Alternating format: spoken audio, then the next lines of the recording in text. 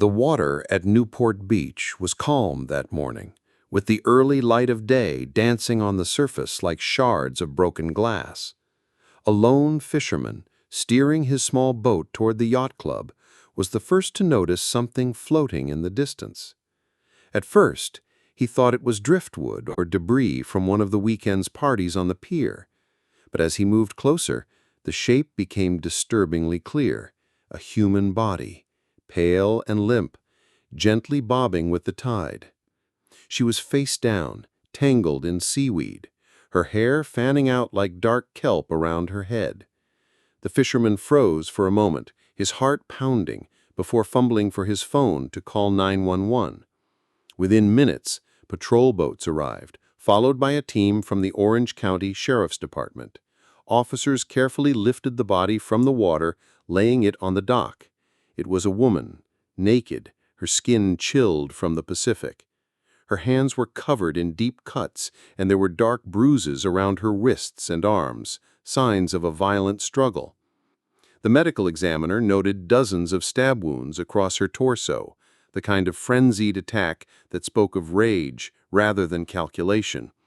But there was one problem. She had no identification, no clothing, no jewelry. Whoever killed her had stripped away anything that could tie her to a name. The only clue came from a strange, almost clinical observation. The victim had breast implants, and those implants, like fingerprints, carried unique serial numbers. Dr. Mark Johnson, the county's forensic pathologist, delicately recorded the numbers, knowing that they could lead to a manufacturer, then a doctor, and ultimately a name. Hours later, the answer came through, a match to a woman named Barbara Malenicks, 56 years old, a Newport Beach resident. She was divorced, living alone, and, according to her records, she had a teenage daughter named Rachel. Detectives went straight to Barbara's ex-husband, Michael, who lived a few miles away. His shock seemed genuine at first. He claimed he hadn't spoken to Barbara in weeks and had no idea she was dead. But there was something uneasy in his eyes when they mentioned Rachel. The girl, just 17, was missing. Michael admitted that Rachel had been living with her mother after some tension between them, but now neither he nor Barbara's friends had seen her for days. That changed everything. Barbara's murder was horrific enough, but the missing daughter meant time was critical. Detectives feared the killer might have taken Rachel, or worse, that she had witnessed the crime and was now dead herself. A search team combed through Barbara's apartment, which was oddly neat for someone who had supposedly been attacked so violently. The bedroom showed no signs of struggle, but the kitchen floor told a different story. Under the glow of luminol, faint splashes of blood glimmered blue across the tile, leading toward the garage. Neighbors recalled hearing raised voices days earlier.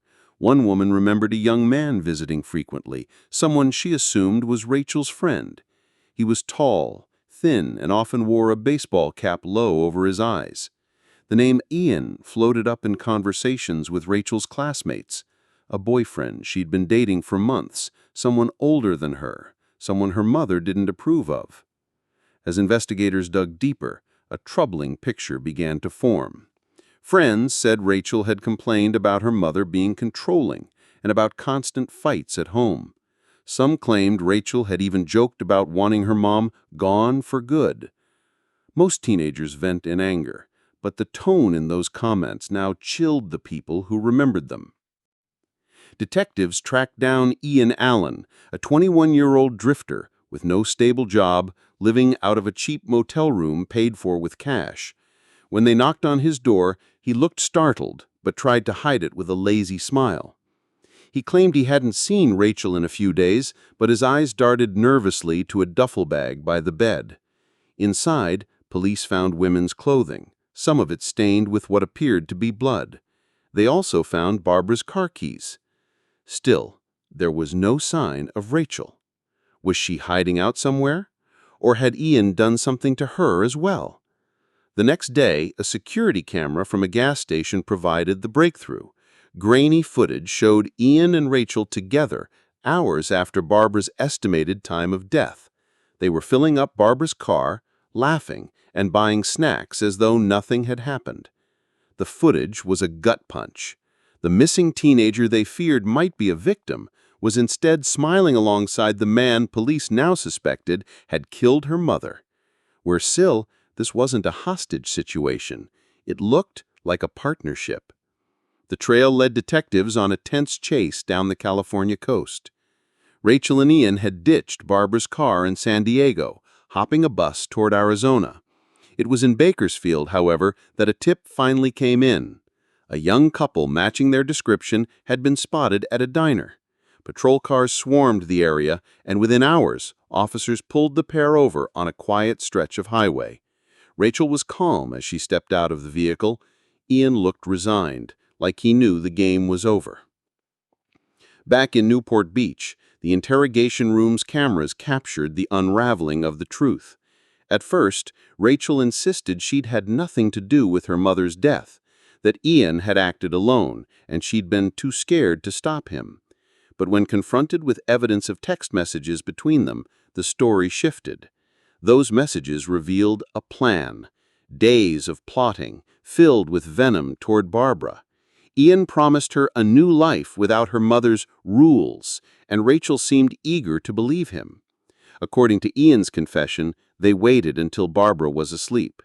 Ian attacked her in the kitchen when she got up for water, stabbing her repeatedly as she fought back. The defensive wounds on her hands told the story of a desperate fight for survival. Rachel, by Ian's account, watched from the doorway, frozen. But the forensic evidence suggested more. 2 different sets of fingerprints on the knife, a shared effort in moving Barbara's body into the trunk of her own car. They drove to the harbor in the dark, rolling her into the cold, black water before the sun rose. When prosecutors brought the case to trial, the community was stunned. How could a daughter conspire in her mother's brutal murder?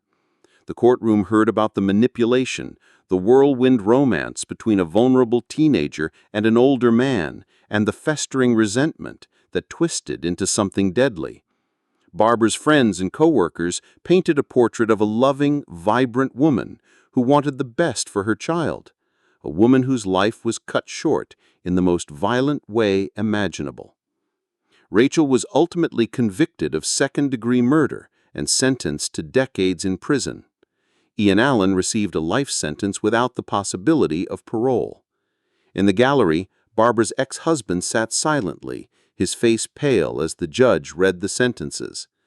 Beside him, Linda, Barbara's sister, clutched a framed photo of the woman she'd lost, her hands trembling. Years later, those who were close to the case still remember the contradictions, how a serene morning at Newport Beach could hide a body beneath the waves, how a daughter's smile on a grainy gas station tape could mask the darkness of her choices, and how love, twisted and poisoned, could turn into a weapon sharp enough to destroy a family. And for those who walk the dock near the yacht club, the water's shimmer can sometimes feel unsettling. Beneath the beauty, there's a memory that won't fade, of a mother who fought for her life, and of the betrayal that came not from a stranger, but from her own flesh and blood.